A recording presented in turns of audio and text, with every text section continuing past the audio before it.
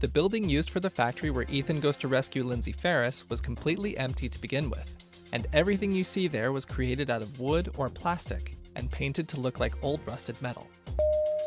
None of the scenes from MI3 were actually filmed at the Vatican.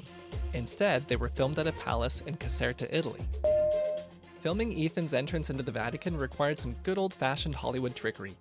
They built a one-sided 40-foot wall and filmed the stunt in both Rome and Caserta.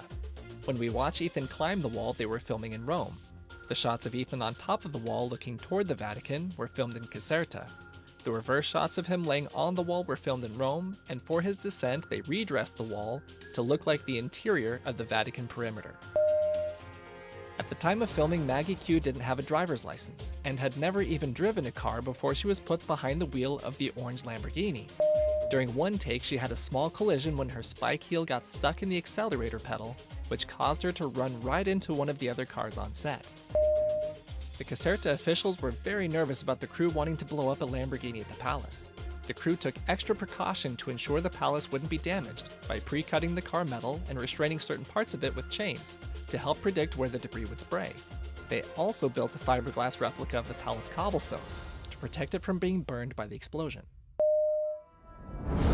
JJ initially wanted to film the bridge sequence at Chesapeake Bay in Virginia, but he eventually realized it would dramatically increase the complications of shooting, so instead they built a set in Calabasas, California, and added all the water in later during post-production. To film the Shanghai skyscraper stunt, they used a combination of practical photography and green screen effects. For example, to get the shot of Ethan standing atop the skyscraper before making the jump, they blended together a helicopter shot without Tom Cruise with a similar shot of Tom Cruise standing in a studio, while the camera panned over his shoulder as he's looking down at the city skyline, which was all added in later. Filming the actual jump looked much like it did on screen.